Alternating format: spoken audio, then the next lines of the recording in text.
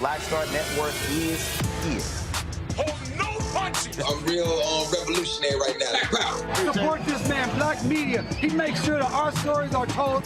Thank you for being the voice of Black America, Roland. Stay black. I love y'all. All momentum we have now, we have to keep this going. The video looks phenomenal. See, there's a difference between Black Star Network and Black-owned media and something like CNN. You can't be Black-owned media and be scared. It's time to be smart. Bring your eyeballs home.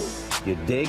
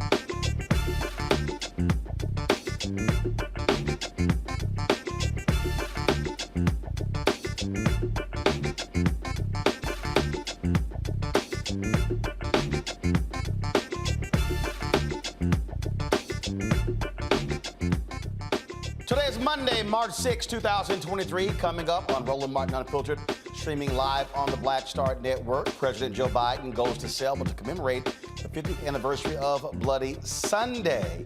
We will show you some of what he had to say, but also talk about something that's very important. That is, we go to Selma once a year, but why hasn't Selma been rebuilt?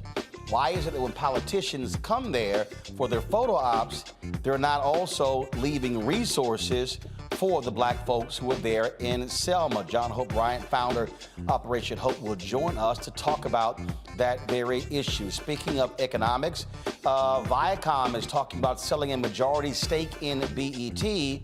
Who is being talked about as the buyer? Tyler Perry. We'll tell you about that. The Supreme Court is set to consider if there's a line between inspiration and appropriation as they dig into Andy Warhol's silkscreen portrait of a 1981 photo of Prince. We'll talk to an entertainment lawyer about intellectual property and what could be at the heart of the Supreme Court decision. Also, a lot of folks are discussing Chris Rock's live Netflix special, Selective Outrage, took place on Saturday. He talked about Will Smith, the slap of the Oscars, and other issues. Yeah, I got a few thoughts about that special, and I'll share it with you. Also, today we'll speak with a woman who is part of the 10% who survived a sudden cardiac arrest. She'll detail the life-saving efforts that kept her alive to help others. It is time to bring the funk. I'm Roland Martin Unfiltered on the Black Star Network. Let's go. He's got it. Whatever the miss, he's on it. Whatever it is, he's got the scoop, the fact, the find. And when it breaks, he's right on time and it's rolling. Best believe he's knowing. Putting it down from sports to news to politics. With entertainment just for kicks, he's rolling. It's on go, roll, y'all. It's Roland Martin, yeah. Rolling with Roland now.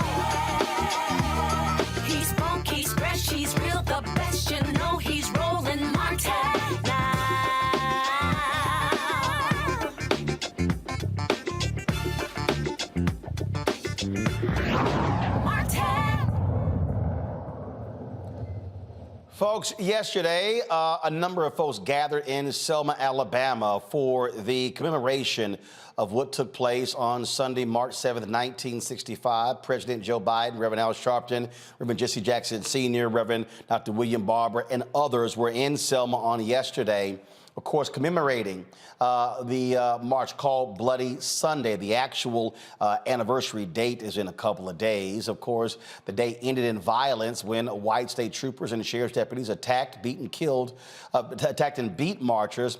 Again, it was known as Bloody Sunday, which led to, of course, the signing of the 1965 Voting Rights Act. Before they marched across the Edmund Pettus Bridge, President Joe Biden spoke to those who were gathered there in Selma. Selma is a reckoning. The right to vote, to have your vote counted, is the threshold of democracy and liberty. With it, anything's possible. Without it, without that right, nothing is possible. And this fundamental right remains under assault. The conservative Supreme Court has gutted the Voting Rights Act over the years. Since the 2020 election, a wave of states and dozens of anti-voting laws fueled by the big lie and the election deniers now elected to office. The new law here in Alabama, among other things, enacted a new congressional map that discriminated against black voters by failing to include what should have been a new predominantly black district. That case, as you all know better than I, is in front of the U.S. Supreme Court. And my U.S. Department of Justice has joined many of you in arguing that the map violates the Voting Rights Act. All of this after a deadly insurrection on January the 6th. We must remain vigilant. In January, I signed the Electoral Count Reform Act to protect the will of the people and the peaceful transfer of power. We know that we must get the votes in Congress to pass the John Lewis Voting Rights Advancement Act and the Freedom to Vote Act. I made it clear, I will not let a filibuster obstruct the sacred right to vote, the right of any other right to vote from there. So Biden lays all of this out. It is not anything that we have not heard before. Of course, we know right now Republicans, they control the House. Democrats control the Senate.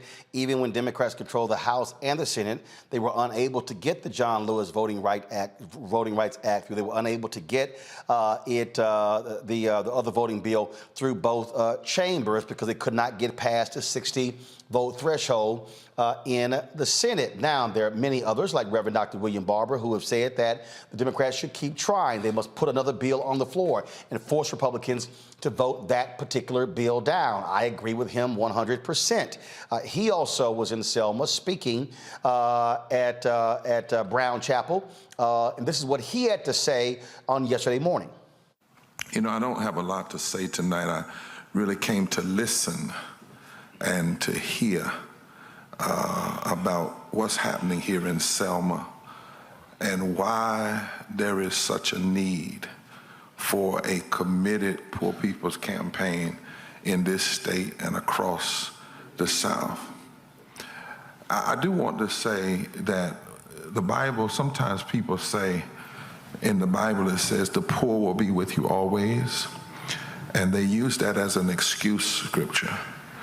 The poor will be with you always, so therefore people are poor, it's their own fault, or that's because they don't have a faith.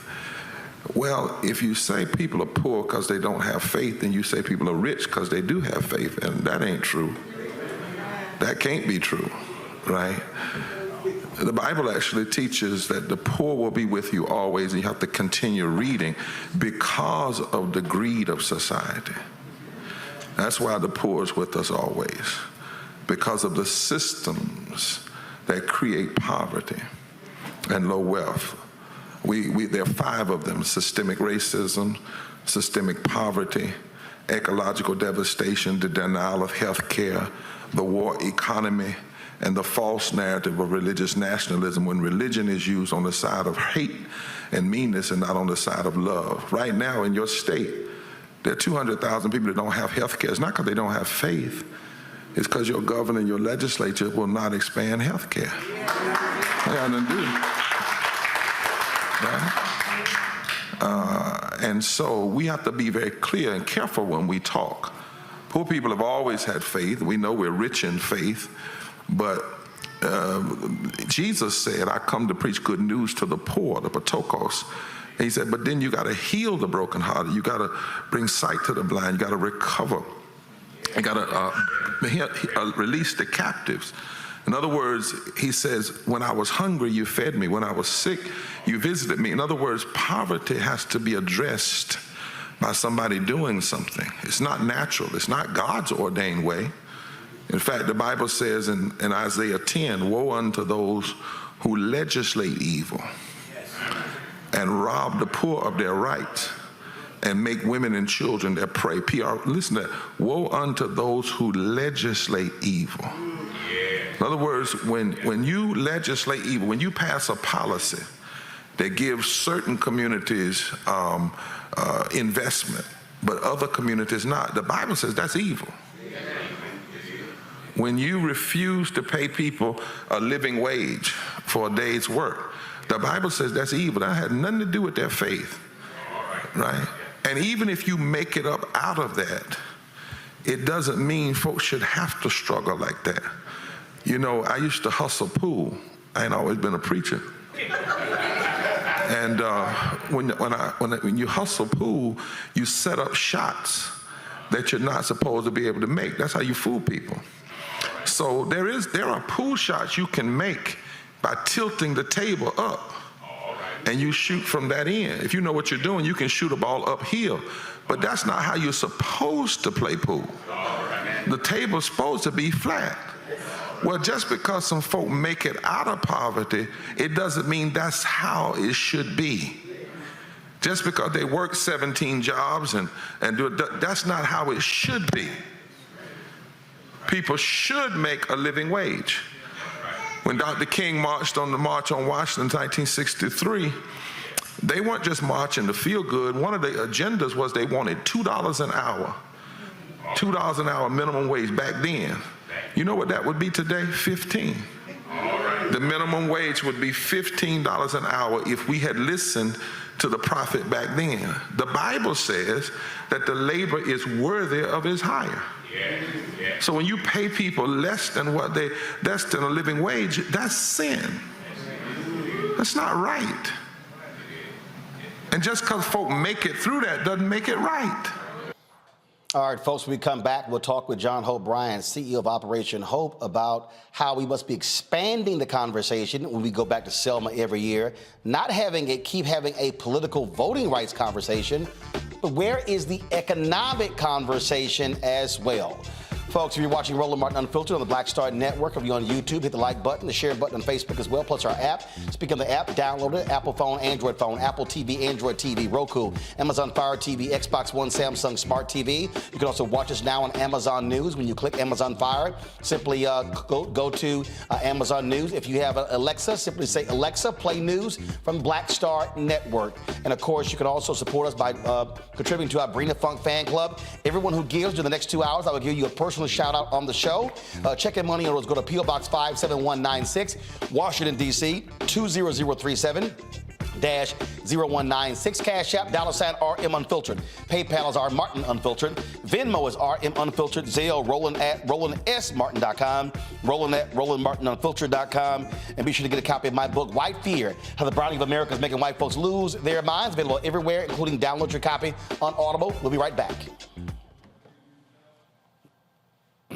A lot of these corporations or people that are running stuff push black people if they're doing a certain thing. What that does is it creates a butterfly effect of any young kid who, you know, wants to leave any situation they're in, and the only people they see are people that are doing this. So I gotta be a gangster, I gotta shoot, I gotta sell, I gotta do this in order to do it. And it just becomes a cycle. But when someone comes around and is making other, we don't, you know, they don't want to push it or put money into it. So that's definitely something I'm trying to fix too, is just show there's other avenues. You don't gotta be a rapper, you don't gotta be a ball player, you can be a country singer, you can be an opera singer, you can be a damn whatever, you know? Showing the different avenues, and that is possible, and it's hard for people to realize it's possible until someone does it.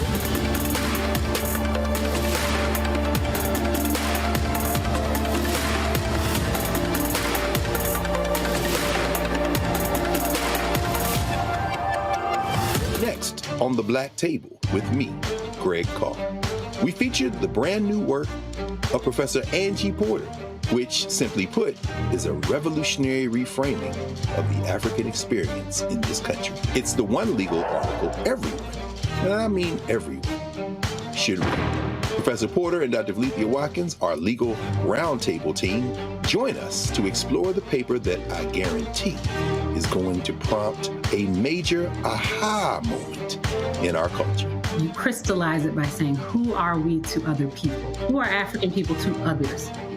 Governance is our thing. Who are we to each other?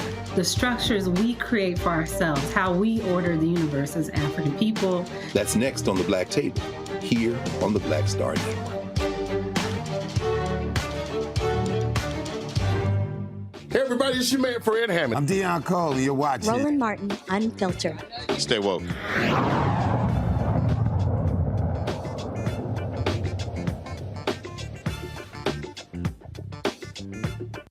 Folks, joining us right now is John Hope Bryant, the founder and CEO of Operation Hope. Of course, they do great work dealing with folks financially, trying to get their financial affairs in order, credit scores, things along those lines.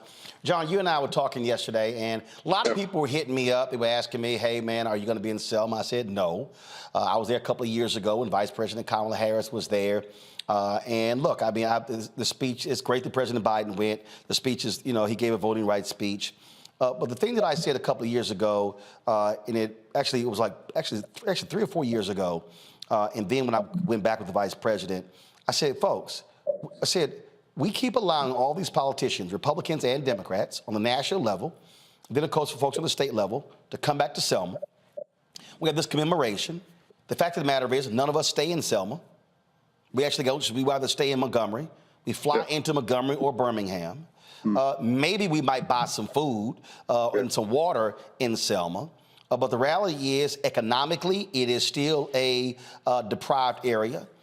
It is in the Black Belt. Educationally, it is in dire straits as well. And so I believe as African Americans, if we're going to keep talking about MLK and keep talking about this bridge crossing and keep talking about what he was dealing with, we had better deal with the money aspect and not get caught up in the photo op. Yes, the PhD work needs some PhD action. And the conversation about white and black and even red and blue, the debate needs some green advancement. People forget, Roland, you don't, that America was actually created as a corporation. The first entities were not democracies, they were corporations, and that's where they were sort of organized democratically. But we live in a democratic capitalist system, or we live in a capitalist democracy. And black folks never got that memo. It's not that we're dumb or we're stupid. In fact, we're brilliant. When the rules are published and the playing field is level, we kill it. Professional sports, the arts and entertainment, politics. The rules are published, the playing field is level. We kill it. But it's what we don't know that we don't know that's killing us, but we think we know, and no one's bothered to tell us. And as you know, the Freedmen's Bank was created by Abraham Lincoln, run by Frederick Douglass, but it failed after Lincoln was assassinated. Going back to Selma and your prophetic statement, you're directly, absolutely on target. Let's go further. Dr. King's march, as you know, was about jobs and freedom. He said, I'm here to redeem the check marked insufficient funds or non-sufficient funds. And he also was bringing light in the Poor People's Campaign. God bless Reverend Barber and what he said. By the way, it was really entertaining. We started talking about he played pool, and now he's talking my language. That's quasi-economics, the pool game with a slightly different angle. But Ambassador Young and Andrew Young and Dr. King were coming from that different angle, Roland, when they hit the Poor People's Campaign about all people. And then they said the biggest group of poor people in America then and now were white poor people. People don't know that. So we were all in this mess together, and he tried to get us out of this mess together. He didn't make it to his first march, but that didn't mean he didn't have the right business plan. Roland, I was there. I want to thank Dr. Ben Chavis, my friend, our friend, for inviting me. I'm so glad I went. But while they were, and because I was invited at the last minute, I didn't have the same credentials as everybody else, which was fine with me. They said, you want us to get his credentials? I said, no, actually, why don't you guys do that? I'm going to go walk Selma. And I went and walked while the president was speaking. I'm so glad he came. But I went and walked from the hotel to downtown Selma. My mouse is on the ground.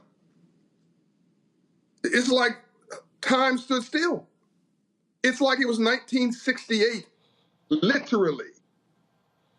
No e-commerce, no sophisticated businesses. I'm not meaning that not the operators weren't sophisticated, that these were mom and pop operations using the most basic rudimentary tools to run a business, because clearly they did not have access to capital. They had lots of hustle, but not access to capital. Some of the best food I've ever eaten, by the way. Oh, and to your point, Dr. Chavis said, John, most of these vendors here on the street over, because I was on the street with no tourists were at. These were mostly not from Selma. They're from Atlanta. They're from other places. They come here, and we wouldn't ask. And they were from Atlanta. They were every place else, just like he said. So it's not even local economics on that day. Roland, the credit score is 614 to 640 in Selma. You can't get access to capital that way. You can't get a decent car loan at 615 or 620. You get a Mercedes payments. You can't get a decent mortgage to become a homeowner under 680. There's not a credit score in Selma on average at 680. So the homeownership rate for black folks there is probably 20%. How do you build wealth in America? The number one way, you and I talked about this, homeownership. You pull equity out of your home to start a business, to send your kid to college for a rainy day.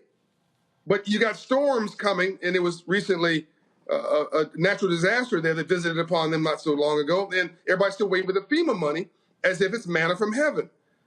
There's no economic development going on there and hasn't been, and you can't start a business, get a business loan less than 700 credit score. No matter how nice you are, you pay your taxes, you go to church every Sunday, because it's risky credit. So if half of black folks in America have a credit score below 620, half of us are locked out of the free enterprise system.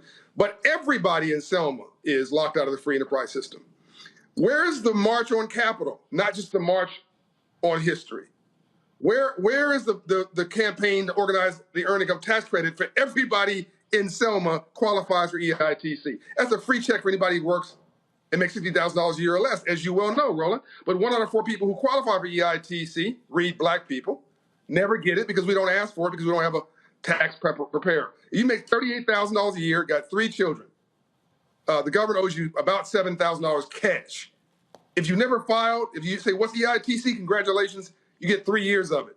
That's what, Roland, almost $20,000, about $20,000? Then you get 3 years of pandemic stimulus money for your tax credit. That's $3,000 per kid. That's $9 grand. You got $30 grand against a $35,000 income to go put the down payment on your house, to get your credit straight, to send your kid to college, to start a business. But we don't know that because no one's teaching us that. I'm not talking about sophisticated stuff here, Roland. I'm talking about basics. There's no, I couldn't find the economic development department there. Well, first of all, understand Selma has the highest unemployment rate of any city in Alabama. We're talking about, and I think what has to happen, is... Roland, can I say one last thing? Go ahead. Where I was at, the hotel, I think it's called the St. James, I think it is. It's a Hyatt. It's the only modern development at the Pettus Bridge. By the way, as you know, the Pettus Bridge is named after a Southern segregationist. Why is it still named after a Southern segregationist? Hello.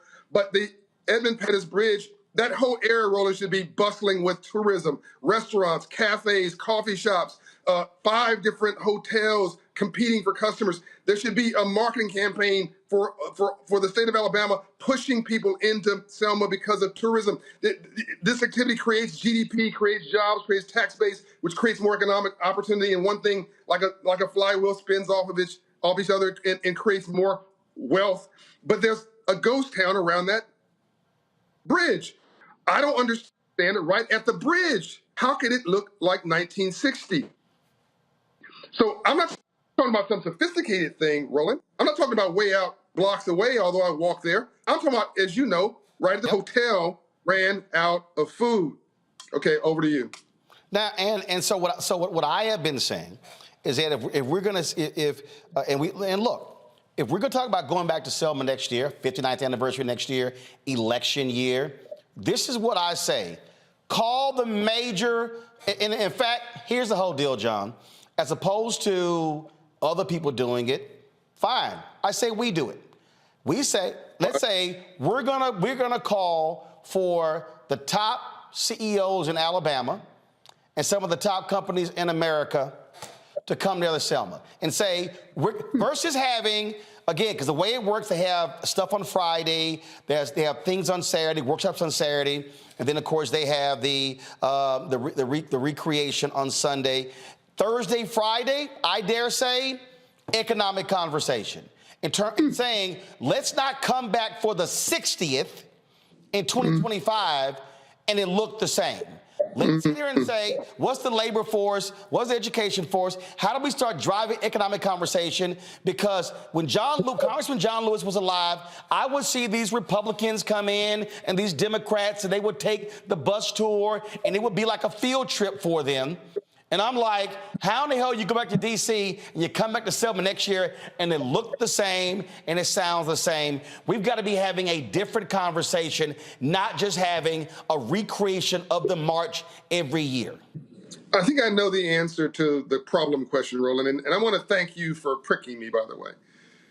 It was you and Dr. Ben Chavis. Ben Chavis was having the same conversation with me yesterday. He's equally frustrated. We thank the president for coming. Please don't, if anybody from the White House is watching this, we're not criticizing you. We're thankful that you brought attention to this. We're thankful for President Clinton before and Vice President Harris for coming and all the heroes and sheroes. We're thankful for Congressional Black Caucus leaders for coming. They were all there. Maxine Waters, God bless her, and what's the gentleman from North Carolina who's genius? It'll hit me. He's the dean of black politicians. He was there. Oh, no, you mean South Carolina, Clyburn. Clyburn, without which there'd be no Biden presidency. We all know that. Doesn't get the credit he deserves. So, and Sheila Jackson Lee, thanks for all of them coming. I'm not criticizing them. I'm saying there's a piece missing. Where are the black business people? Before we get to all business people, why is it that I was the only black businessman that I saw? There may have been more there. But I was the only black entrepreneur or black business person that I saw there. Thank you, Ben Chavis, for inviting me. There should have been 100 black business people there, to your point, Roland. And if you have these type A personalities who are used to execution, the policymakers make policy, but there's nobody executing on a vision here.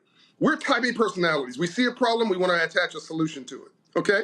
If we wouldn't have left there without giving $10,000 to a church to start a after-school program or a financial literacy program. We wouldn't have left there without saying, let's do a 5K march next year and then put somebody in charge of that. And that would have created his own economic activity. And by the way, who would have been in that 5K march? Some of the white folks in Selma. So it's because it was all black, by the way. It should be an integrated situation around healing. That would have brought some more economic development and integration of the money there.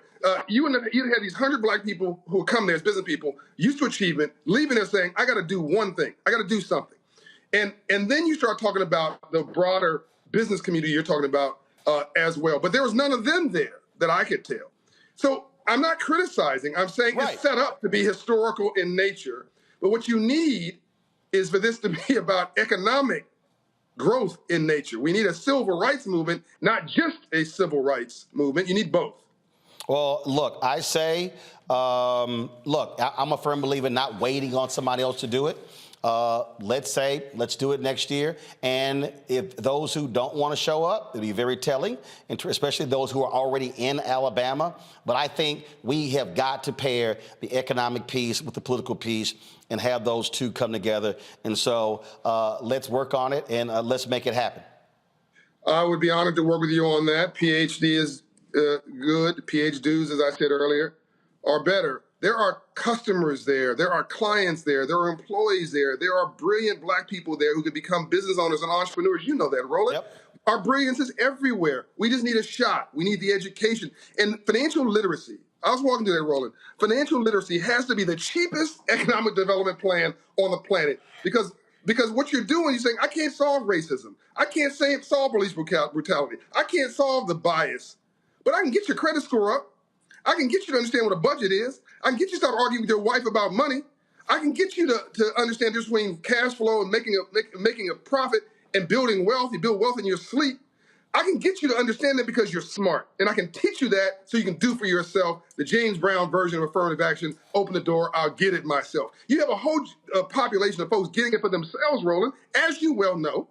And you'll create economic energy, and that grows GDP and tax base and solves all the problems. Indeed.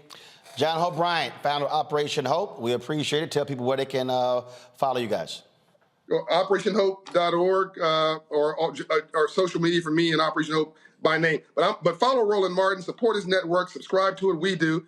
And Roland, if you organize that next year, count us in, and we'll help to get you CEOs present at the meeting, and some Black entrepreneurs and 100 Black men and others should rally all around what you're talking about. It's a radical movement of common sense. It is the next. We've got to move from just protesting in the streets. That we need that. Yep. To business deals in the suites. That's it. All right, John, we're going to work on it. I appreciate it. Thanks a lot. Love and light. Folks, got to go to a break. We'll be back. Roland Martin Unfiltered on the Black Star Network. On the next Get Wealthy with me, Deborah Owens, America's Wealth Coach, we've seen the headlines. Major tech companies laying off. Google, Facebook, Twitter, just to name a few, and tens of thousands have been laid off as a result. On the next Get Wealthy, we take a look at what it means to recession-proof your career in tech. Joining me will be Kanika Tover, and she's going to be sharing exactly what you need to do to turn anxiety into achievement. Shifting our mindset to thinking that only opportunities exist in big tech is something that we're going to have to shift fast, because there's so many opportunities that are out there that we have to change the way we were thinking about our careers. That's right here on Get Wealthy, only on Black Star Network. We're all impacted by the culture, whether we know it or not. From politics to music and entertainment, it's a huge part of our lives, and we're going to talk about it every day right here on The Culture with me, Faraji Muhammad, only on the Black Star Network. Pull up a chair, take your seat at the Black Table with me, Dr. Greg Carr, here on the Black Star Network. Every week, we'll take a deeper dive into the world we're living in. Join the conversation only on the Black Star Network. Hi, I'm BB Winans. Hey, I'm Donnie Simpson. What's up? I'm Lance Gross, and you're watching Roland Martin Unfiltered.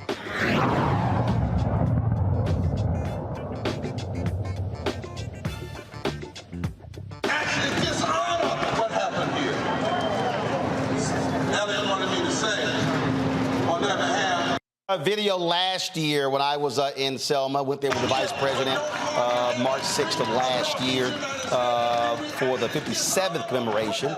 I want to bring in my panel right now to talk about this conversation because I really, and I'm just being y'all, I really was a little pissed off yesterday because we keep doing this and it drives me insane.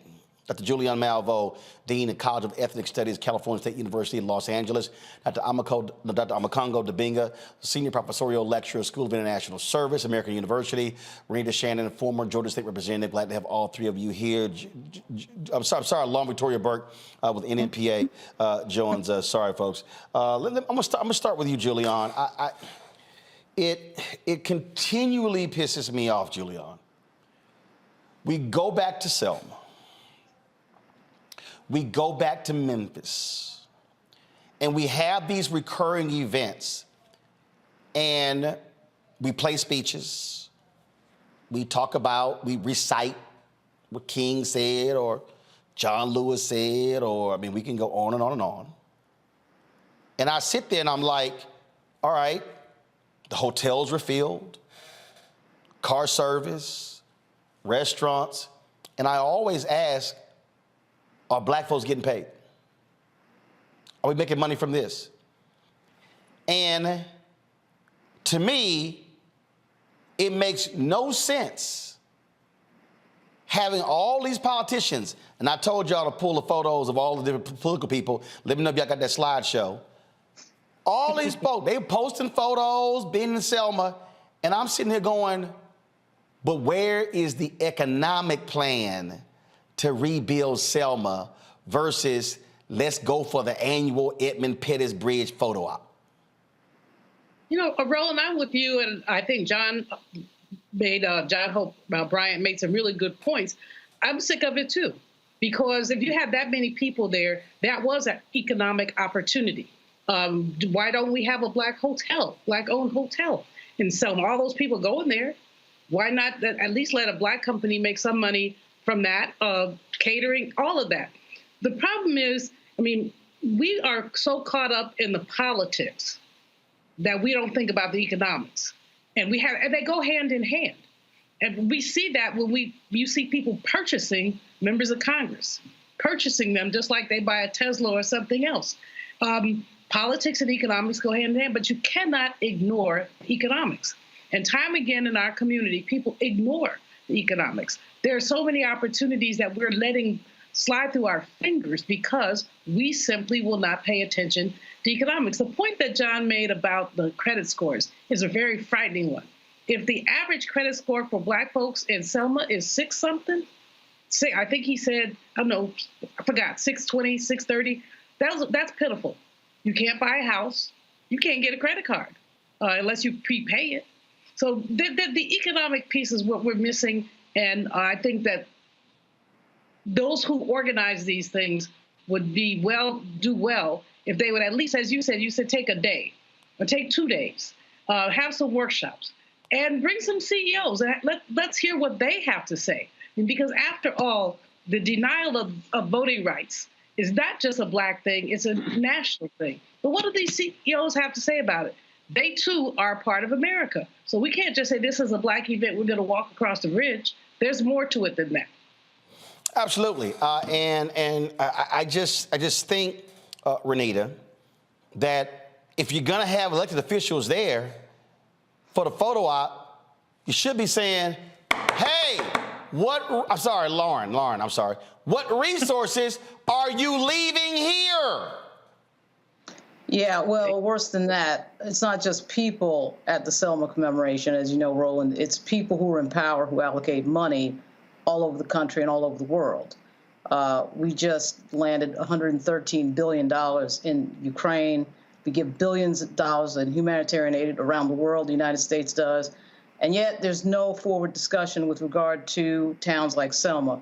And the idea that people go back and forth every year in sort of performative politics that has increased as social media has increased, because this thing is geared really toward photos and video, so it's just sort of tailor-made for performative politics, has made everybody ignore the real monuments to economic inequality. And the real monuments to economic inequality in the United States is the school system, obviously the lack of, aid to cities like this, and it's just sort of like this forever. We're all aware of all these stories about the water systems not working in some of these poor black towns, particularly in the South, but also in Flint, Michigan. So the idea that the people who are going down there are unaware of this is ridiculous. The irony and the sort of silliness around some of these Republicans who've gone down there. I think Tim Scott went down there.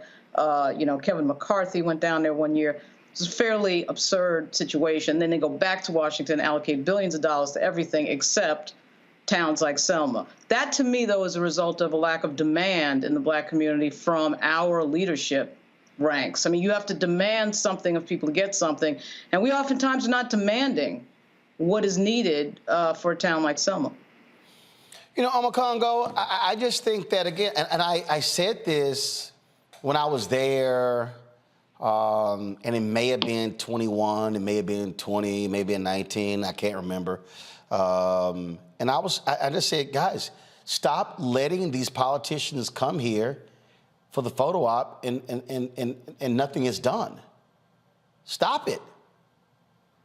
Yeah, most definitely. And I felt like you, Roland. I was like, I'm not going to watch this because everyone's going to say, oh, President Biden came and he said the right things. Of course he's going to say the right things because he has a speechwriter. So they know what to say when they get down there. But really, at the end of the day, our leaders, Urban League, National Action Network, all of these groups that are credentialed to be walking across the bridge with the president, you know, they need to, yes, they commend him for that, but they need to demand more. There needs to be a platform for next year. You know, Cliff Albright with Black Voters Matter say we have to do more. This is time for Biden to go to the next level. And sure, folks at the Biden White House will say, well, we're doing this for HBCUs and we're doing this. They're doing a lot of good things for our community, but we can't settle. And I feel like with the Biden administration, they have settled a little bit with what they're doing because we've let them settle. Because we go with these photo ops like you talked about, and we're talking about Selma being over 80% Black. And when John is talking, he's talking about walking through there and it's looking like nothing has changed in 30 or 40 years. But let a company like Marriott or Coca-Cola or something come in and say, we just want to renovate it and turn this into a bunch of condos or something, then people are going to be protesting. We have to be proactive, Roland, and get down there with a real solid economic program. We're talking about Selma. You want to talk about Dr. King? How many times on this show, Roland, have you mentioned Dr. King's economic message about how collectively we are rich, about how we may need to boycott places like Seal Test and Coca-Cola to get what we want? There was always an economic message of empowerment in Dr. King's message, and we cannot forget that. And if we're going to continue to go down there, not have economic demands as we walk over a bridge still named after a Klansman and member of the Confederacy, at the end of the day, we are losing and they are winning. Our ancestors deserve more. The people who are still with us who fought during that time deserve more. Selma deserves more than a day with some decorations and some credentialed folks walking around. We need to preserve their history for the future, man. We have to do it the right way, and people need to follow what you and John are demanding that we do. Folks, it's just real simple. I mean, we can continue to do the same things over and over and over again, or we can actually demand for something to be done different. And I dare say, do something that's done different. And I'm sitting here, I'm looking at my Twitter feed. Go to my iPad, and I'm sitting here, I'm pulling up all these different videos. I'm pulling up all the videos that folks had of individuals walking. And so here are photos here, and you see, again, all different folks who are in this photo. You see Congresswoman Maxine Waters. You see the president, Al Sharpton, Congressman Jesse Jackson, Senior's son, Congressman Jonathan Jackson. I mean, we can go on and on and on. Here's a video as well. You got Kristen Clark there with the Department of Justice. But y'all, I see my man Mark Thompson's right there as well in the white. But y'all, I'm telling you right now, we cannot continue to have civil rights commemorations if we're not going to be advancing an economic agenda as well. Can't happen. Simply cannot happen. That must also be our focus. We come back, talk about Chris Rock's a special on Netflix. A lot of folks had a lot to say. Okay, I got something to say too. That's next. You're watching Roland Martin Unfiltered on the Black Star Network. Hatred on the streets, a horrific scene, a white nationalist rally that descended into deadly violence. White people are losing their damn minds. as an angry pro-Trump mob storms the U.S. Capitol. We're about to see the rise of what I call white minority resistance. We have seen white folks in this country who simply cannot tolerate black folks voting. I think what we're seeing is the inevitable result of violent denial. This is part of American history. Every time that people of color have made progress, whether real or symbolic, there has been what Carol Anderson at Emory University calls white rage as a backlash. This is the rise of the Proud Boys and the Boogaloo Boys. America, there's going to be more of this. Here's all the Proud Boys, guys. This country is getting increasingly racist in its behaviors and its attitudes because of the fear of white people. The fear that they're taking our jobs, they're taking our resources, they're taking our women. This is white fear.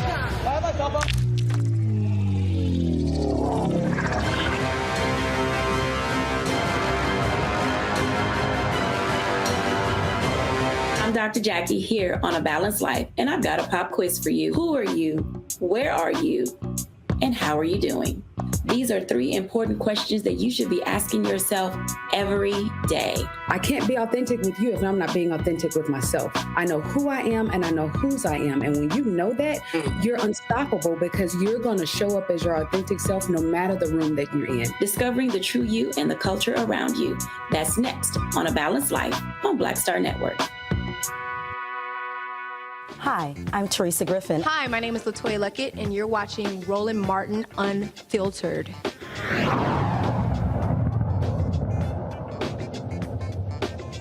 Smoke, y'all know what happened to me. Getting smacked by Suge Smith.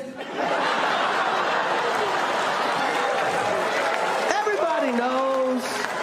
Everybody fucking knows. Yes, it happened. I got smacked like a year ago. Fucking last week, I got smacked at the fucking Oscars by this motherfucker.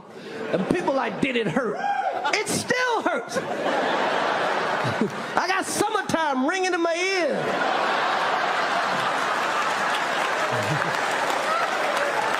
Fucking drums, please. All right, y'all. Saturday night, Chris Rock went live on Netflix with his Outrage special. And there's been a lot of folks who have been commenting on social media, sharing their thoughts, and there are folks who are angry and upset. Chris used the N-word. They're angry and upset because he called Jada Pinkett Smith the B-word. They're angry and upset that he alluded to or he talked about watching Emancipation, the movie starring Will Smith, to see him get beat by a white man and all this sort of stuff like that. Oh, they upset y'all because he cracked jokes about Meghan Markle as well and all of that. So I'm just very curious. Saturday night, was that a comedy show that happened Saturday night, or was he giving a keynote address? Because I'm just trying to understand, why are people so mad that a comic told jokes? Now let me be perfectly clear. I know Chris, I know Will, I know Jada, and nobody wants to have jokes made about them. But that's what comics do. I've been the show that I'm just understanding we are so damn sensitive to. I'm watching. Why did this comedy show take place in Baltimore? He's not from there. That wasn't a personal affront to Jada because she's from there. Why wasn't it shot in Philadelphia? Y'all, comedians do comedy shows in a lot of places they ain't from. The Kings of Comedy, which was shot by Spike Lee, was shot in Charlotte. Bernie Mac ain't from Charlotte. DL ain't from Charlotte. Say It ain't from Charlotte. Steve Harvey ain't from Charlotte. So what the hell are we doing? The jokes that he was... Do I need to remind everybody that one of the seminal Chris Rock comedy specials that is considered one of the greatest all time was, I'm so mad I left the damn DVDs at home. It's called Bring the Pain. In Bring the Pain, Chris Rock cracked jokes about Marion Barry being a crackhead at the Million Man March. He talked about OJ killed his wife and said, I ain't saying this right, but I understand. We can go on and on. So this notion that nobody can be made, I saw somebody say, well, I'm just tired of these comedians punching down. That's what they do.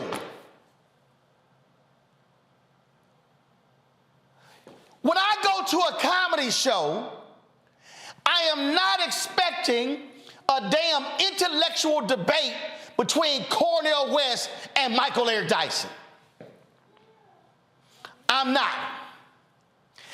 When I go to a comedy show, I'm not expecting to see Thomas Sowell and Julian Malveaux give me a breakdown about micro and macroeconomics.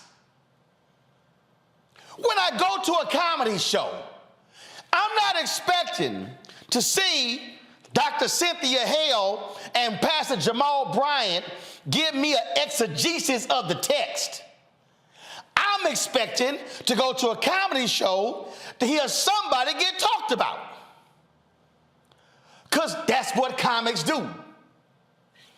If we really want to sit here and stop playing these silly ass games, and yes, I'm calling them silly games, because it's a notion that, oh no, you can't talk about anybody. Really? Did comics talk about Bill Clinton when he was president? Do comics talk about how old Joe Biden is? Do other comics talk about racism? Oh, and then you got all the folk. See, here's part of the deal. We're now living in a world where news stories and think pieces are now being written where we are deconstructing the jokes. Y'all pull up the tweets. The Daily Mail, Fox News, Megyn Kelly, everybody writing about, pull it up, come on. Chris Rock mocks Meghan Markle's royal racism claims in comedy special. Sometimes it's just some in-law shit. No, go back. The root word is comedy, special, and mocks. Then you got Megyn Kelly, her silly ass, she goes, Chris Rock nails it. The Daily Mail story, Chris Rock slams Meghan Markle for telling Oprah family was racist. It's called joke. Now, y'all know what's interesting? Y'all got the Fox News tweet? Y'all got that one? Pull that. That's Fox News tweet, y'all. This is the Fox News tweet right here. Now, y'all notice, Fox News and Megyn Kelly, they ain't say shit about Chris Rock's joke about how white men are now victims.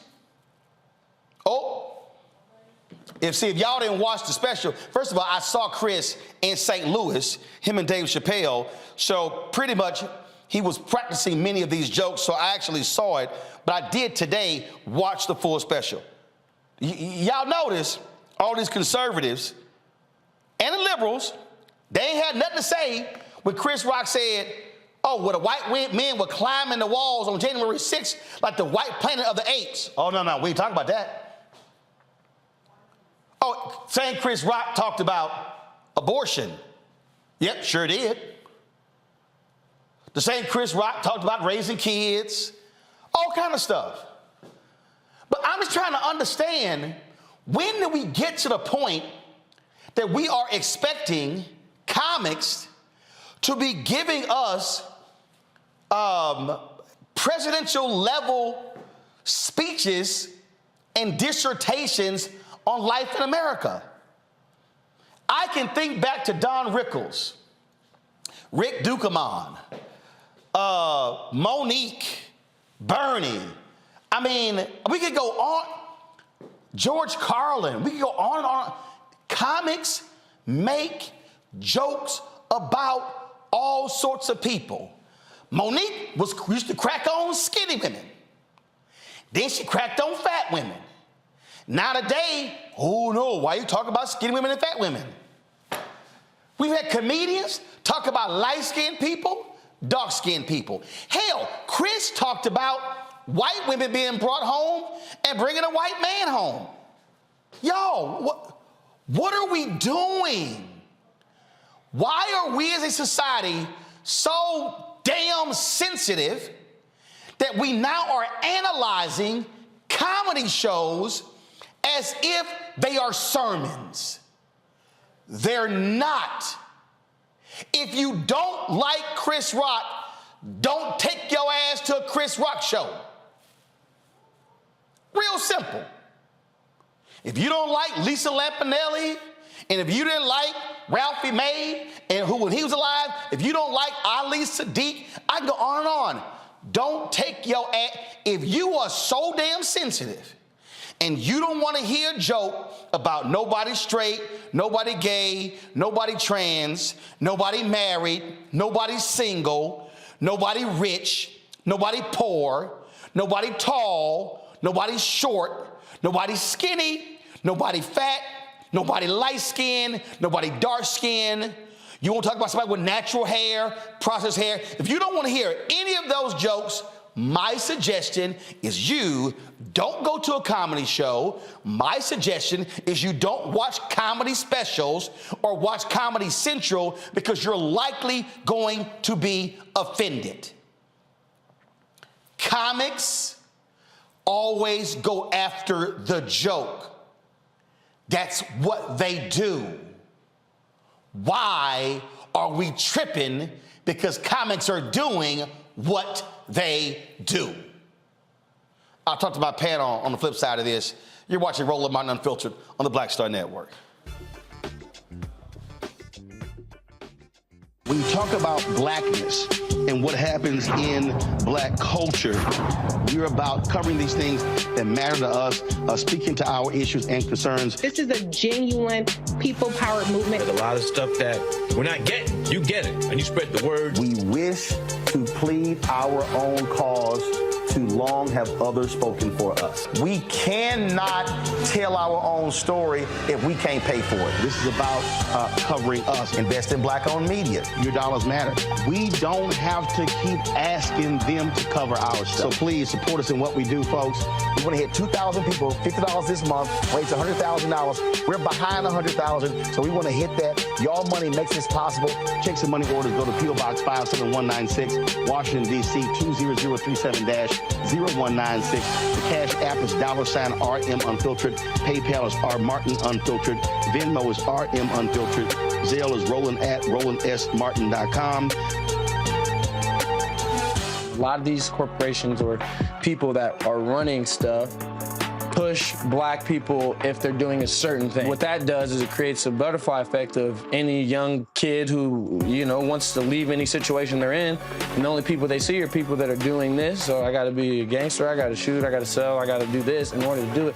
And it just becomes a cycle. But when someone comes around and is making we don't, they don't want to push it or put money into it. So that's definitely something I'm trying to fix too, is just show there's other avenues. You don't gotta be a rapper, you don't gotta be a ball player, you can be a country singer, you can be an opera singer, you can be a damn whatever, showing the different avenues, and that is possible, and it's hard for people to realize it's possible until someone does.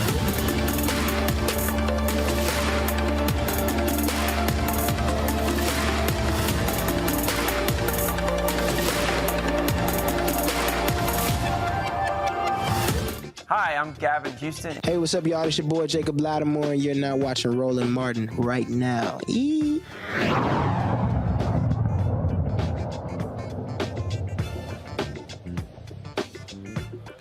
All right, welcome back to Roland Martin Unfiltered. On Congo, this is one of the stupidest comments. This is what Akeem Smith just wrote on YouTube. Brother Roland, people's feelings are real. Comedians need to understand this also.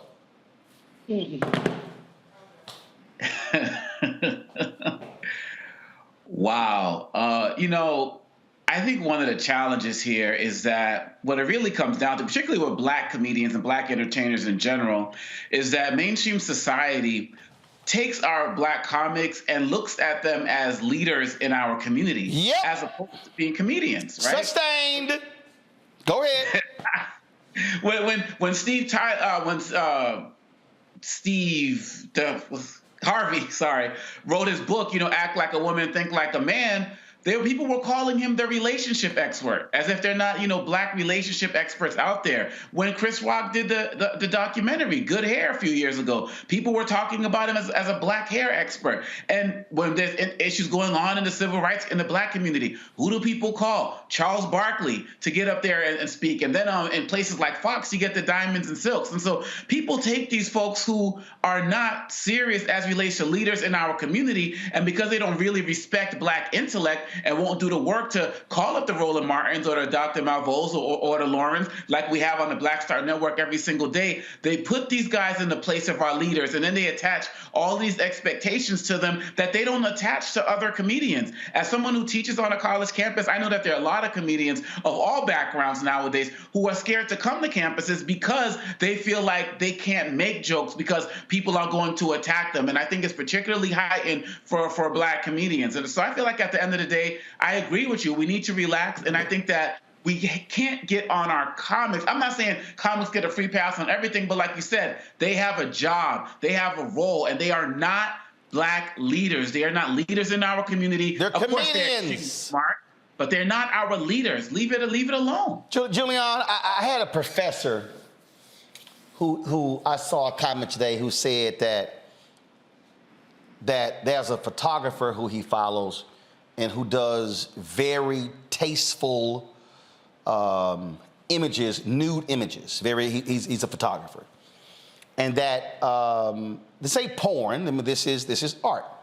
This professor liked one of the images, and several students complained to the professor's boss that they felt unsafe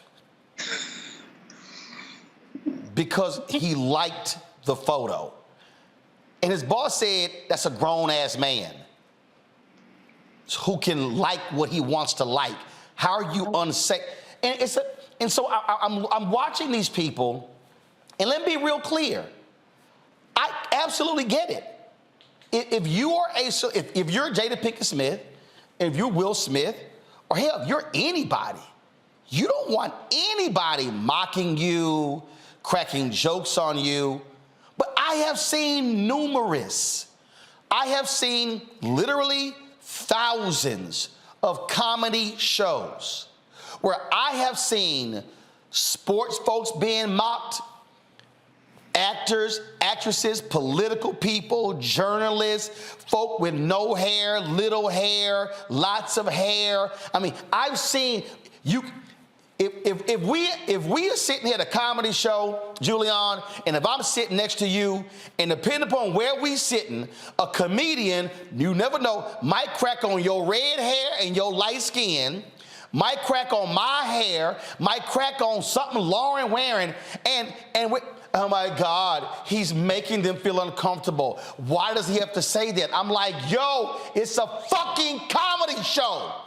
This is what comics do. I don't understand why people don't understand. This is what they do. Historically, present day, Red Fox, Richard Pryor, Moms Mabley, Dick Gregory. I can go on and on and on. My goodness. You know, Roland, one of my funniest memories, I went to see Robin Williams. Remember him? He talked about everybody. He talked about me like a red-headed dog. I had the temerity to get up to go to the restroom, and he said, "Why is that itch going to the restroom while I'm talking?" Hold up, stop right there. Hold up, stop right there. So you got, first of all, anybody know you didn't get your ass up when he on the microphone? Okay. I really. So he called you the B word. You didn't hop on Twitter and go, I'm offended. Robin Harris called me out of my name. He insulted me. I cracked up big time. I thought the thing was hilarious. I mean, he got on my red jacket. Red is my favorite color. He got on my hair. He got on me getting up. And then he said, and she ain't got no man here either. She looked like she... Hold on, Julian, stop right there. So this woman, Jennifer Triplett, this is what she just said. Can a woman please step in and be a voice? This is crazy. Look at Roland cussing. This is why I don't watch, but you watching. She says there is comedy and there is angrily there is comedy and there's angrily calling a black woman a bitch, as if, Julian, didn't you just say that Robin Harris used the B word? Yes, he did, and talked about me like a striped dog. Yes, he did. And what was hilarious is afterwards, we're leaving, and he asked me my name, and he said, "Can I get a hug?" So he wanted to see if he got to me. He didn't get to me. You go to a comedy show, that's what happened. Now, I do not like two things, and it depends on when. But sister is acontextual. If you are angry, I don't like women being called itches. In other settings. In comedy, almost anything goes. Literally, almost anything goes. I don't like the use of the N-word either, for any number of reasons. Same here. Yeah. In comedy, almost anything goes. If you want to be politically correct, go to the Smithsonian and see an exhibit. But you're not going to get politically incorrect comedy. Now, there are some comedians who are racist, and we want to holler about them. But I think Chris Rock, by the way, is just hilarious. So I didn't watch it. Now you have motivated me to watch it. And quite frankly, regarding Will and Jada, they set themselves up for that. They are very blessed. That's all he said. Come on, the brother punched Chris Rock in public. It's a wonder he didn't say worse about it. I want to see the whole thing, because from what you said and the little clips we've seen, it is hilarious. If you punch a comedian, they gonna make a joke out of it, Lauren. Dave Chappelle got attacked on stage. I saw the show. Dave Chappelle got attacked on stage in LA, the Hollywood Bowl, and he said, "Man, all my friends came out and they beat the shit out of the dude." He said, he said, "Sorry, Chris, didn't nobody come out to help your ass when you got attacked." It was hilarious. But I'm sitting here. I'm literally sitting here, and I'm just not understanding people who they're like parsing everything. Oh, he mentioned colorism. He said Draymond Green was so dark that he's sitting right next to him, you wouldn't know he was standing right there. Chris is dark skinned. I don't get this hypersensitivity about everything, and we're treating comedians like they are, again, scholars, preachers, politicians, and CEOs. Yeah, speaking of Dave Chappelle, I actually thought, I watched it right before the show, Chris Rock's special. He reminded me a lot of Dave Chappelle. I actually thought he was trying to sort of pull a Dave Chappelle and some of the topics he brought up, like abortion. But, the thing about this is that what I think is driving this entire thing is that there is currency in outrage. The way that these news organizations make money is clicks through outrage. The way that these social media sites get attention is click through outrage. So the entire conversation, every time somebody says something controversial, is driven by what can get attention. And Roland, you saw Chris Rock's special. He has a moment in there where he talks about how society is now addicted to attention. Yep. And the 4 ways you get attention. And of course, one of them was victimhood and showing your ass and being infamous. And he's absolutely correct about that. But attention is in the society we live in now, the way the metrics work behind the media business is that the clicks for outrage, the think pieces, the analyzing everything that everybody says, the being angry about everything, the hitting the like button, the getting people to hit the like button. What gets people to hit the like button is to be saying that you're outraged about something. People spend all day on Twitter doing that, okay? And that's how they get attention in their life. So a lot of this sensitivity, I think what we would say is hypersensitivity in our society that we didn't see previous to Facebook and Twitter and everything else, I think is actually driven by that, by that economy, by that creator economy, outrage economy. And there's a lot of money behind that in a lot of ways. So that's part of what we're seeing with the Chris Rock thing. He did go in hard at the end in that last 10 minutes, obviously, on Jada Pinkett. He brought up a lot of things that had already been previously brought up, so I'm not sure why we're acting as if this is new information. To be quite candid, I really could care less about any of these people outside the fact that they're in movies that I like. I mean, I loved Independence Day. I love a lot of the things Chris Rock has done, but I really don't care about celebrities that much. But I will say that I was a little surprised, as somebody who's not a huge Chris Rock fan, at the level of nuance that he brought to this hour, particularly around some of the more controversial topics. But I did realize as I was listening, this is exactly the type of thing, and I think he's smart enough to realize that, this is exactly the type of subject matter that will drive a lot of think pieces, a lot of attention, and a lot of concert bookings for him. And everybody gets fed all the way around, not only just him, but the media and everything that drives the creator outrage, clickbait economy. Here's a perfect example. This same Jennifer Triplett. Do we not operate by a certain code of conduct? Let somebody call his daughter Lola a bitch. Okay, here's a perfect example. Go to my iPad. Kevin Hart did a special during COVID, and he made a comment about his teen daughter. And oh my God, Kevin Hart said this about his teen daughter. And he was like, are y'all serious? He's a comedian. Comedians, the other day, I saw a 3-minute long video that was utterly hilarious of Rodney Dangerfield cracking jokes about his wife. Flat out hilarious. I have seen comedians crack jokes about their husbands. I've seen people go in on all sorts of different things. And we're so sensitive. Oh my God, you shouldn't say that and say that. Again, let me be very clear, y'all. Julian said it. I don't like the N-word. Somebody hit me. Well, Roland, how did you feel? You block people for using the N-word while you were at the show. I'm like, duh. First of all, if that's the case, it's a bunch of music I can't listen to. Okay? So it's not like I'm sitting here going, oh my God, I'm just removing everything. Here's the problem, folks. The fundamental problem that we have today is that we are trying to judge certain people on certain things, and not all things are equal. Now, when Michael Richards was on stage and Michael Richards went after the audience member using the N-word, here's what he did. He literally left I was on CNN and I said this with Paul Mooney. He left the confines of the stage. He wasn't doing his stage work. He left the confines of his stage and was attacking that man personally. Different deal. Now, and he wasn't even responding to a heckler. What Julian described was Robin Harris's style. When you went to that club in Los Angeles, everybody knew if you sat up front, you in trouble. If you got up, you in trouble. What did Robin Harris say? Put the light on him. Everybody know that. That's why Julian laughing. She was there. He would go, hey, put the light on him.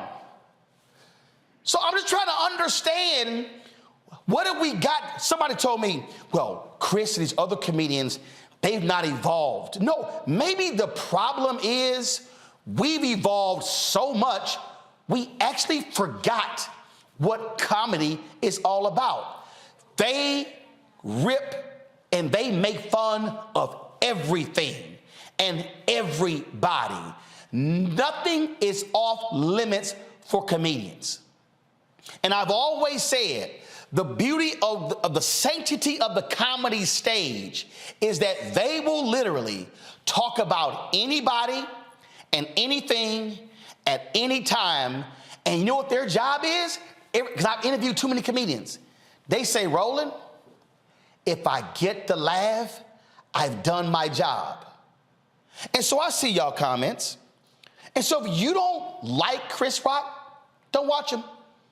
Hello. You don't like Dave Chappelle, don't watch him.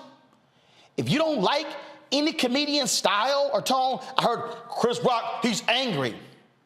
Y'all, that's actually part of Chris's style. how he walks around the stage, how he looks. It's different styles. Bill Cosby killed by sitting in a chair for 2 hours.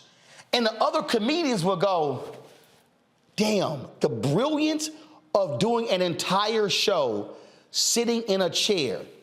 Y'all, that's what comedians do. I just hope people, again, you can, and here's the deal. You have a First Amendment right to criticize anything that you want. But give comedians the same right and the same liberty to do what they do on the stage, because that's who they are.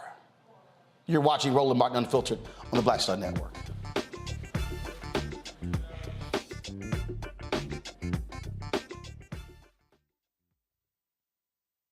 Hatred on the streets, a horrific scene, a white nationalist rally that descended into deadly violence. White people are losing their damn minds. As an angry pro-Trump mob storms the U.S. Capitol, we're about to see the rise of what I call white minority resistance.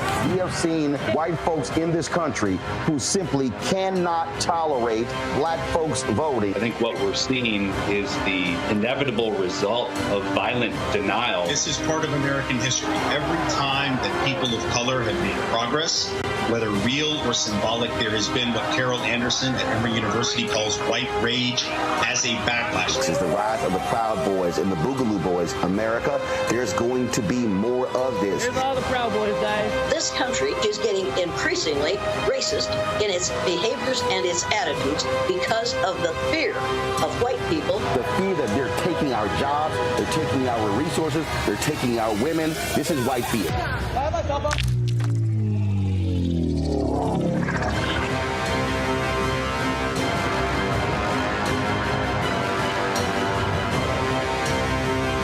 Black Star Network is here. Oh, no punch! I'm real revolutionary right now.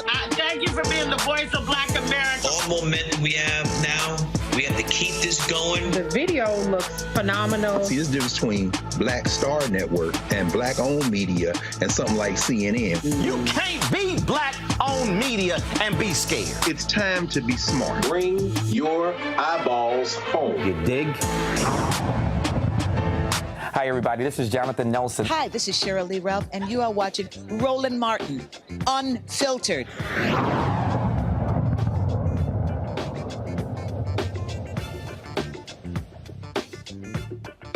All right. I got to do one thing first before I bring up my next guest. Now, I told y'all I pay attention to everything that goes on this show. Didn't I tell y'all that? Did I tell y'all that? I want y'all to go to my iPhone, please. So while we were talking about the last subject, Anthony got in my ear and said Robin Williams. Oh, you thought I missed that, huh? You thought I missed it. Julian did not say Robin Williams. Yes, she did. Yes, she did. She didn't say Robin Williams. She said Robin Williams. Yes, she did. Hey, Julian, you say Robin Williams or Robin Harris? I meant Robert Harris. Boom.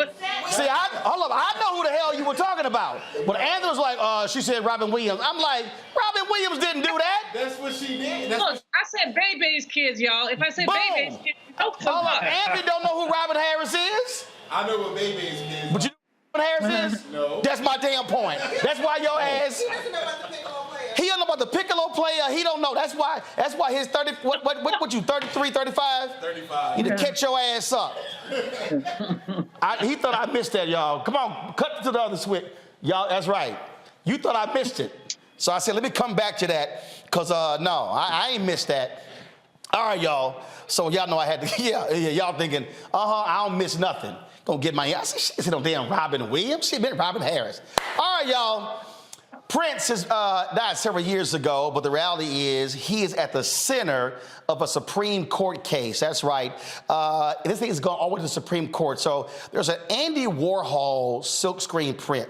He was very famous for these images, and so he did this here. Now, the Andy Warhol print, y'all, silkscreen print, is based upon a photo that was taken on the left. The photographer took that photo for Vanity Fair magazine, was paid for it, And then when Prince, but they never used it. When Prince died, they actually used what's on the right, the Andy Warhol silkscreen image for a special edition on Prince. Well, the photographer then sued, saying that that was her work. This is copyright infringement, and so therefore they should not have been allowed to use it. So this thing's been going on and on and on. And so the whole idea of copyright law, the whole idea of trademark law is quite significant and real weird in terms of trying to really understand it. And so what you're now dealing with is this thing is like, again, going to Supreme Court, and this could have huge ramifications, if you will, for, again, artists, photographers, videographers, when it comes to who owns something and how can you alter an image. And so joining us right now is Shay Lawson. She's an IP and entertainment attorney with the law firm of Lawson McKinley in Atlanta. And I know people watching might be saying, well, this Supreme Court case don't mean nothing. But for creative people, this is a huge, huge case. We're talking about art, photos, and things along those lines. Roland, this is it, because they are basically arguing that because Warhol was famous, this is now transformative and he has a right to copy. So if being famous gives you a right to copy, this is a sad day for all creatives, all little people out there. And what folks don't understand here, and people don't realize this here, when you sign up for a lot of these social media services, there was a Washington Post story, and I think, did we have you on talk about it last time? I can't remember, where there was a guy who was taking images from Instagram and was doing exactly what Warhol did, sort of manipulating them, and was selling it for $20,000 and $30,000. And he was like, oh, no. He said, I manipulated it, so not the original piece. And then people don't even realize they're turning over their actual rights to their own photos when they set up a lot of these social media folks. Right. It's a shame. And people just don't know, probably haven't gotten their stuff copyrighted. Luckily, Lynn Goldsmith, she's been in the game forever, done hundreds of album covers. So she had her stuff protected by copyright so she could even bring this lawsuit. But just because people put that little stamp on the bottom that says this is a fair use, right, no copyright infringement intended, does not mean that you have the right to do whatever you want to it. No, the original person who made it has the only right to say that you can change this, that you can modify it, that you can make a derivative work of it. See, one of the things that bothers me, and you've seen this before, where you have some entertainers who were posting an image that was shot of them, and the photographer's like, they're trying to sue the artist, and the artist's like, I'm sorry, hold up. That's me. You don't get, how are you going to profit off of me because you shot me when it's me? We talked about that. Yeah, that's what we talked about, Roland. We talked about that with Nas and Jay-Z and the photographer suing. And the thing is, people, to your point, IP is very tricky. The difference between trademark, copyright, rights to publicity, name, image, likeness, they are all different things. And it would be really messy if Prince's estate got involved in this as well, to say that you're profiting off of his name, image, likeness, and he only sat for this one photo. But I know that's not a part of the case. But that could happen. Yeah, it could. It absolutely could, and they wouldn't be wrong for coming to get their coins. I mean, in fact, the King estate. One of the things. I mean, I remember when Bernice King was head of the Coretta Scott King estate. Her brother was head of the MLK estate, and when she wanted to publish a book with Barbara Reynolds of letters from her mama, her brother went after her and sued by saying, because daddy wrote the letters, that's the MLK estate's letters. And she's like, wait, but the letters were the mama. So even though she was over the Coretta Scott King estate, he asserted rights over those letters because they were written by MLK. again, if you are the creator, you are the owner of the copyright. Now, it's messy and unfortunate that siblings sued each other, right? But yes, when you are the creator of something, you are the owner of it. And then copyright registration is what gives you the right to enforce in court when somebody steals your stuff. But yeah, just because you have something in your possession, just because you copied and pasted it from Google, just because you downloaded it, you screenshotted it, doesn't make it yours to remake. Okay, so before I go to questions, panel, each question need to be quick. So so I shoot a lot of video, I shoot a lot of photos. So what does a person do? Do you have to copyright each specific photo? What do you have to do? I mean, how do you protect yourself?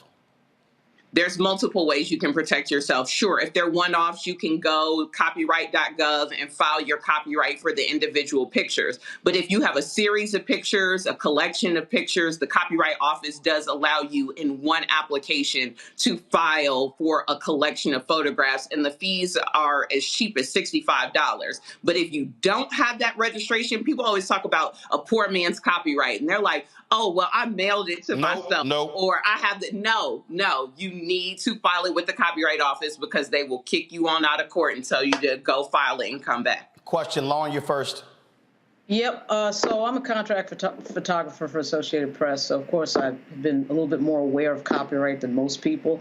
You probably remember, Shay, the Shep Ferry case with the Obama Hope poster, where, the artist got busted because, of course, it was an AP photo. But I want to know what you think about, elected officials who are typically not, their image and likeness is not really like a celebrity in terms of they're typically in, of course, public spaces where copyright is not the same. It's usually open. Have you noticed that there's an infringement now? They're trying to basically change that. Donald Trump did with these basically agreements that staff could not take the content of what they were working on and make money off him. Are you seeing that more with elected officials? Because celebrities I can understand, but elected officials are starting now to get a little funny about their image and likeness. Are you seeing that? But you have to see that Donald Trump still sees himself as a celebrity. He doesn't even care that he was president. Like, that's just another step on his walk to fame, his ascension to the ultimate fame he's looking for. So he's still keeping those celebrity rules in his mind. You are absolutely correct that most of the time when you are in a celebrity setting, if you work for somebody, if you're a nanny, an assistant, you are definitely signing an NDA saying you are not about to go take my business and go make a tell-all book about it. But if you are the president, think about President Obama's photographer. I can't think of what his name is right now. It's like on the tip of my tongue. I want to say Peter Salza. Peter. Yeah, he just recently published a book, right?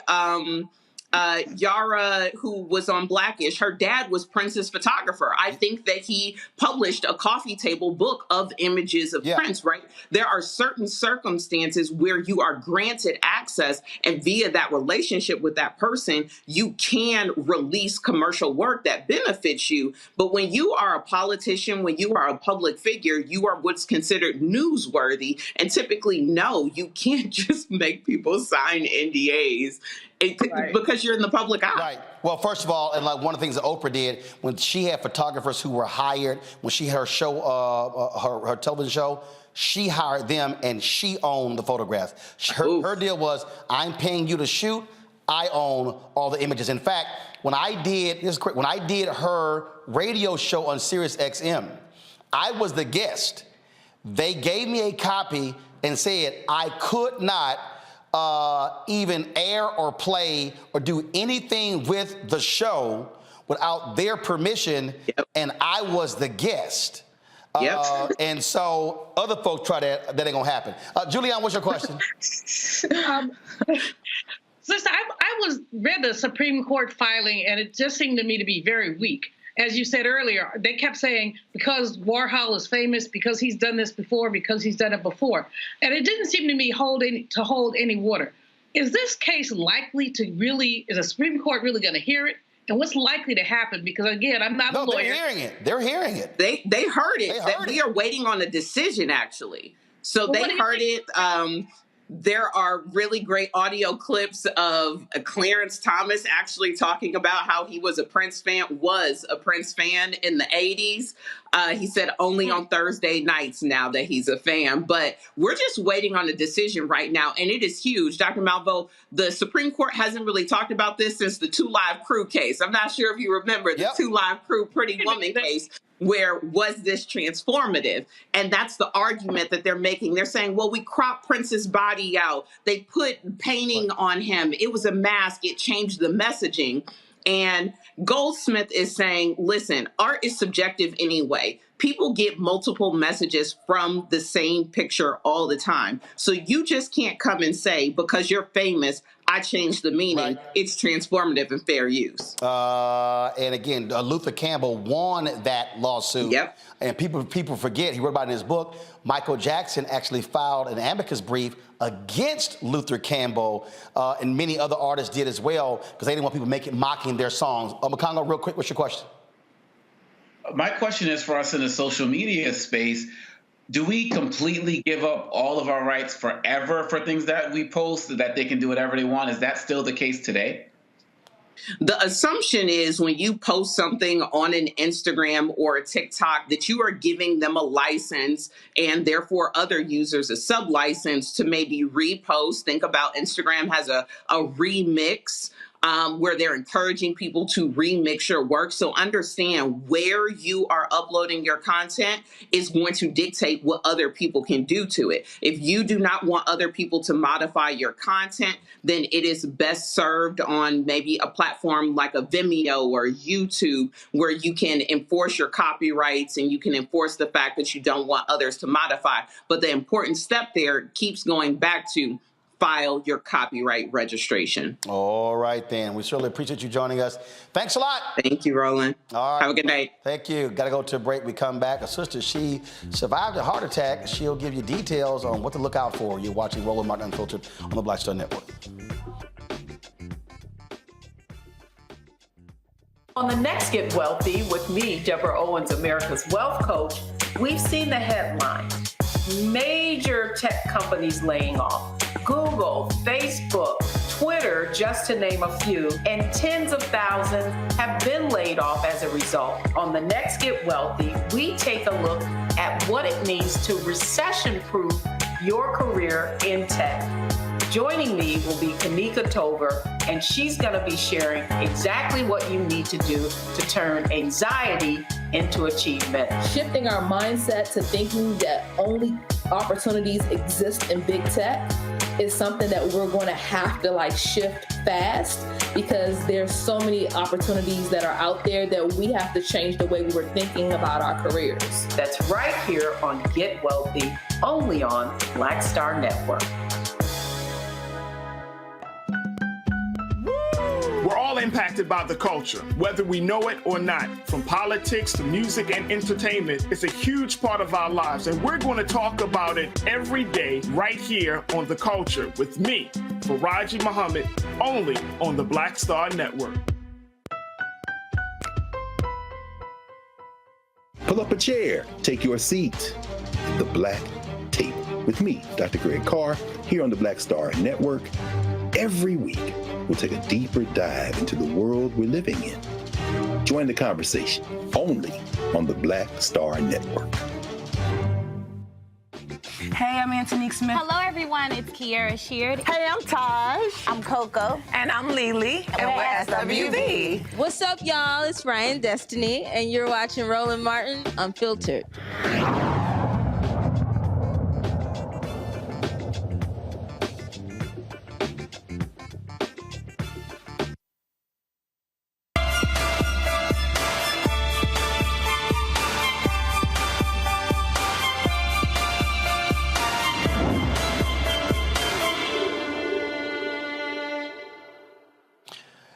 Nearly 60% of black women, folks, ages 20 to older, suffer from heart disease. The American Heart Association says cardiac arrest kills more people worldwide than all forms of cancer, influenza, pneumonia, auto accidents, HIV, firearms, and house fires combined.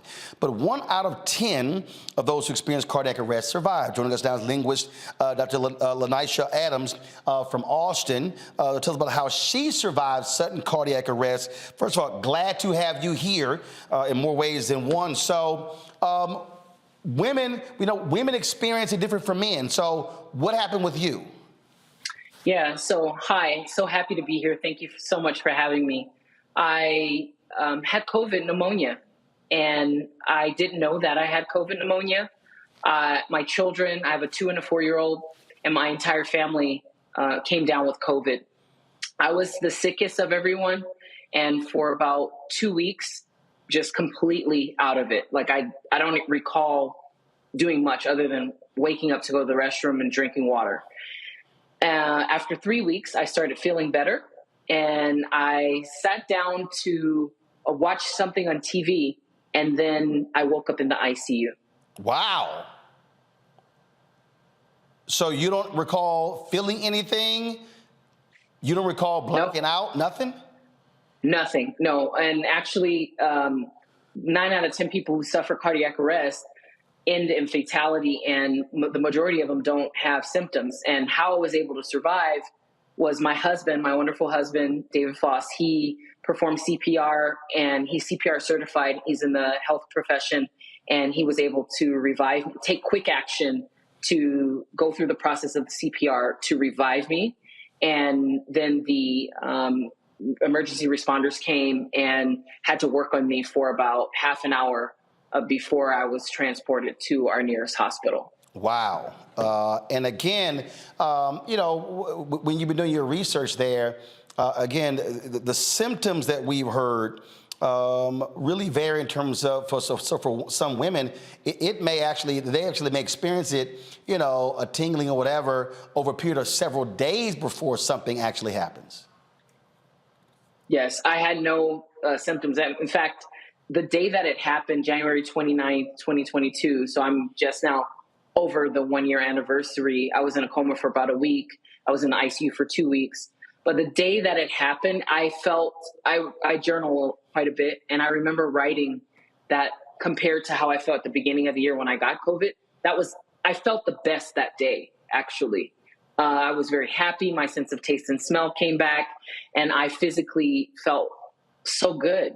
And it turns out I had COVID pneumonia. And as a result of that, my systems were overloaded. My heart stopped. I didn't have a heart attack, which is different than a sudden cardiac arrest. And I needed to be revitalized to make it back. And we also know that, one of the issues that we've heard with COVID, an increase in heart attacks, things along those lines, doctors are still, assessing the long-term implications of folks who have had COVID. And so this is something that is being talked about in many medical circles. Absolutely. And I've been tracking the data quite a bit, for women over 20 years and older, Black women, we have a rate, 60% of us suffer from cardiovascular disease of some kind. Hypertension, high blood pressure is the leading cause of it. There's a lot of question about it. Earlier today, I was watching your obesity, the special on obesity, which I think is very important for people to understand is not a medical condition. And it is a medical condition and not a behavioral issue, which historically it's been perceived as such. And I think when we're talking about our demographic of people and what we suffer from, it's very important to think not just about individual choice, but also the systemic and political factors that impact, health outcomes. I mean, this is so important. And for me, I think about it every day now. Now, I have a heart condition that I have to manage and maintain. And long COVID for me means something quite different than just a cough or, a small symptom. I mean, I have to do a lot of things to make sure I'm healthy and I'm able to still live a full life. Questions from our panel. Julianne, you first. Oh, first of all, I'm so happy that you're here with us. Congratulations on your recovery. The question that I have for you is, what warnings, are there any warning signs that someone would have about cardiac arrest, or it just happens? And that means you can't prepare for it, can't do anything about it. Just help me out with that. Yeah, I think my cardiologist, he often helps me put things into perspective, and he says, you know, you want to be as heart healthy as possible, right? So being heart healthy means staying physically active, being physically fit. I have a 2-year-old and a 4-year-old. So the only time I'd ever been in the hospital was to give birth. And so I have a hard time wrapping my mind around it, someone who's under 40 having had this happen to. But I think it's important to just stay on top of being heart healthy and monitoring your health, being preventative before things get into a situation. COVID, you know, is the mysterious factor here. For a lot of us, it affects us in a terrible way. And for some of us, you know, for Black folks, we died at an alarming rate, 2.5 to 3 times higher than other groups. So we really just have to stay steadfast with monitoring our health. Lauren? So, yeah, jumping off of Dr. Malveau's question, so you were sitting down and watching TV and then went into cardiac arrest, and did they ever determine that it was directly related to COVID, or was that just the obvious assumption and everybody moved on after that? Yeah, my cardiologist, that's his determination, and there's quite a bit of research that is coming out about how COVID can cause my condition, which is called dilated cardiomyopathy. It means I have a damaged heart, and COVID has been shown to cause that. I don't have any genetic markers for it. No one in my family has heart issues.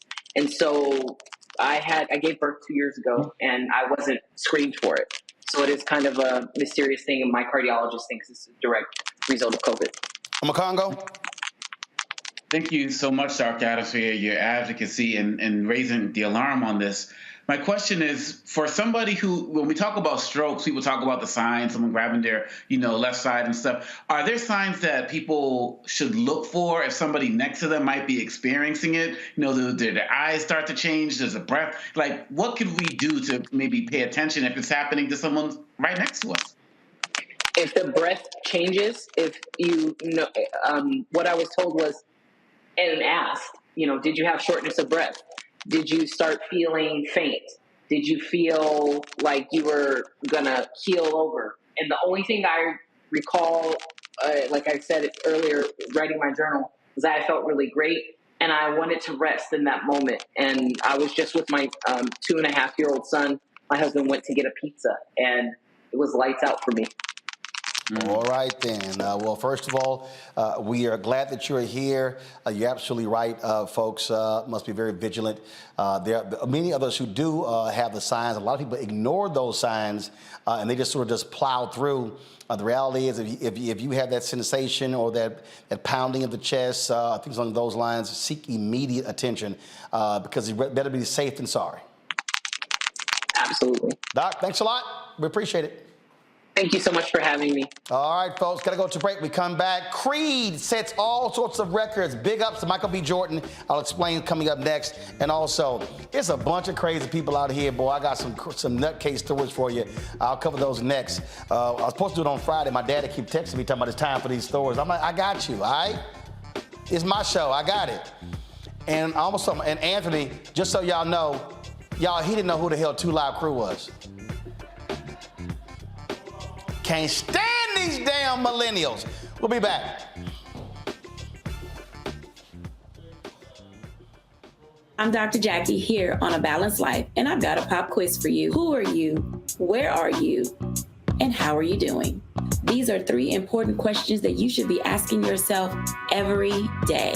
I can't be authentic with you if I'm not being authentic with myself. I know who I am and I know whose I am. And when you know that, you're unstoppable because you're going to show up as your authentic self no matter the room that you're in. Discovering the true you and the culture around you. That's next on A Balanced Life on Black Star Network. Next on The Black Table with me, Greg Carr. We featured the brand new work of Professor Angie Porter, which, simply put, is a revolutionary reframing of the African experience in this country. It's the one legal article everyone, and I mean everyone, should read. Professor Porter and Dr. Valencia Watkins, our legal roundtable team, join us to explore the paper that I guarantee is going to prompt a major aha moment in our culture. You crystallize it by saying, who are we to other people? Who are African people to others? Governance is our thing. Who are we to each other? The structures we create for ourselves, how we order the universe as African people. That's next on the Black Table, here on the Black Star Network.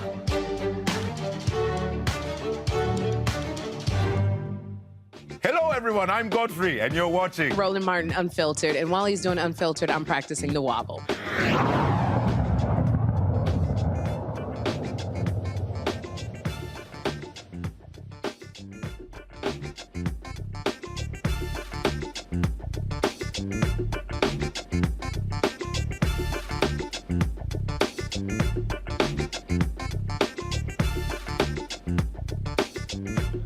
Y'all, big shout out to my man Michael B. Jordan. Huge weekend for him and the movie Creed. Let me tell you how big a weekend it was. Of course, it debuted this weekend. Come on, roll a video, y'all. It debuted this weekend. Y'all slow. Let's go. Move it.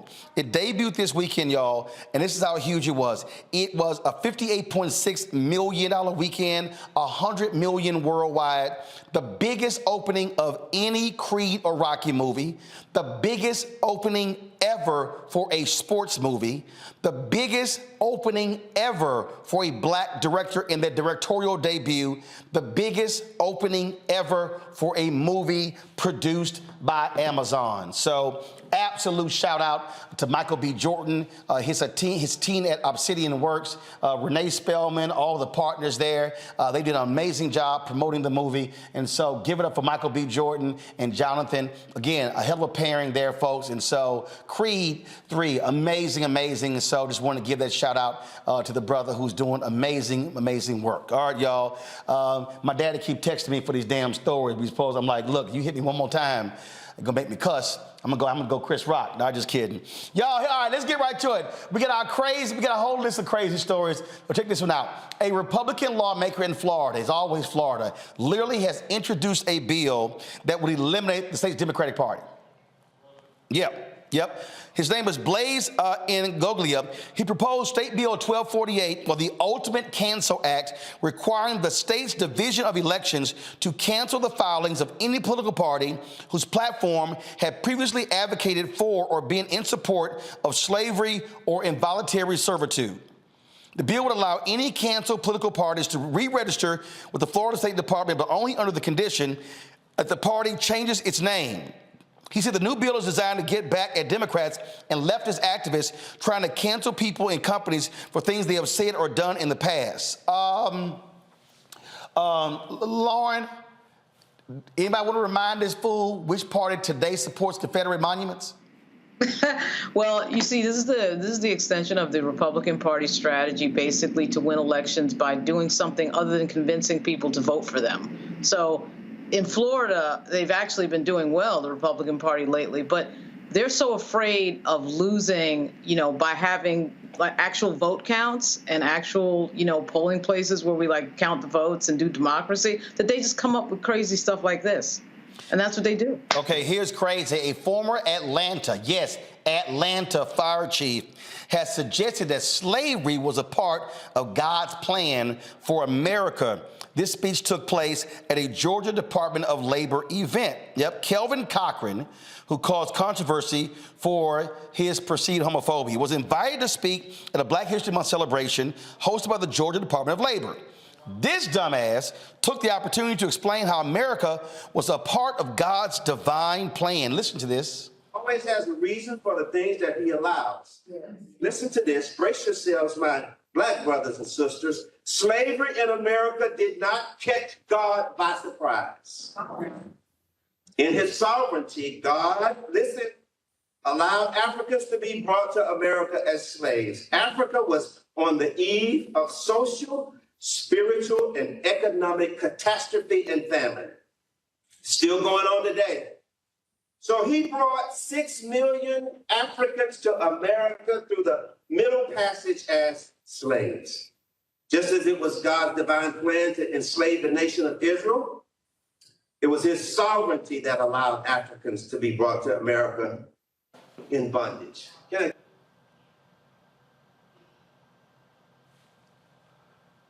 I might have to call this segment "This Mother." Okay. Cochran was fired as fire chief in 2015 after concerns were raised over the book "Who Told You That You Were Naked" he gave to his subordinates. He later won a $1.2 million wrongful termination settlement against the city and former mayor Kasim Reed. I'm a Congo. I don't know what the hell that fool talking about. This is the stuff that people should be outraged about, talking about all of the stuff relating to comedians.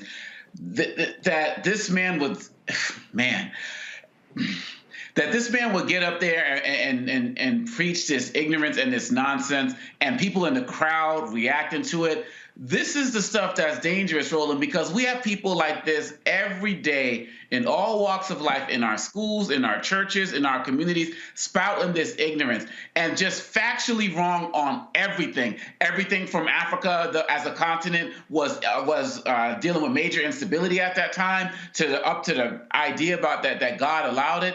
And we're talking about everything going on in Ron DeSantis and banned books and so on and so forth. And here you come with this man basically giving credence to everything that these white folks who are out there trying to destroy our history and remove our culture, he's justifying it by basically saying we were savages before we got here, and thank God that they got us out of that dark continent. And this type of conscientious stupidity is rampant, and I'm glad you showed this because it should remind folks that it's not just the DeSantises of the world who are trying to actively disrespect and disregard our history. And for what, Roland? People in the audience should have shut that down, but I'm glad we're here to do it now. Yeah, I would have cussed his ass out right there. I'm just letting everybody know. All right, y'all. A Tennessee lawmaker is apologizing for suggesting hanging by a tree to execute death row inmates. Yeah, watch this. You, Representative Powers, for bringing this. I think it's a very good idea. And I was just wondering about, could I put an amendment on that? It would include hanging by a tree also. And also, I would like to sign on to your bill, sir.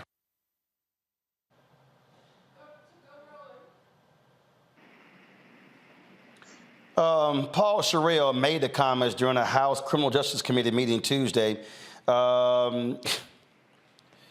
Now remember, they are talking about allowing firing squads to take place. He has apologized, so he released this statement here. Y'all flash it. I ain't reading that bullshit. Julian. I just have to exhale. About 5,000 Black folks and maybe more were hung by trees.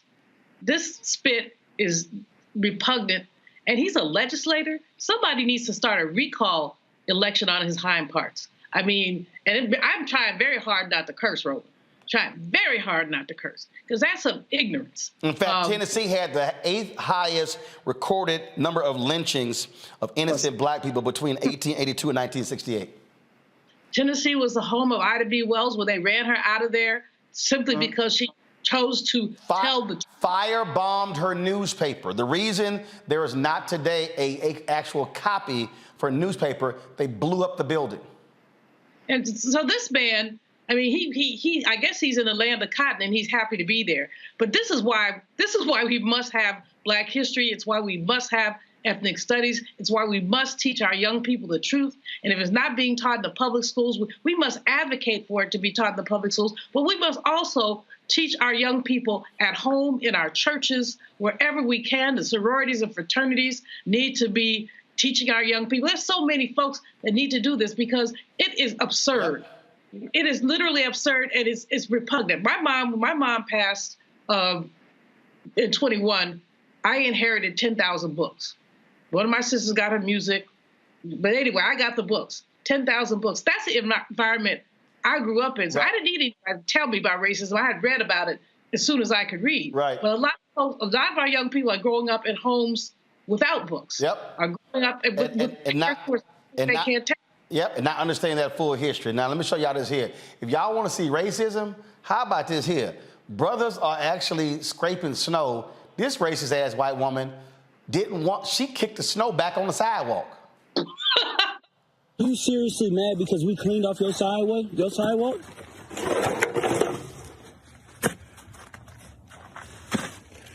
So you mad because we cleaned off your sidewalk?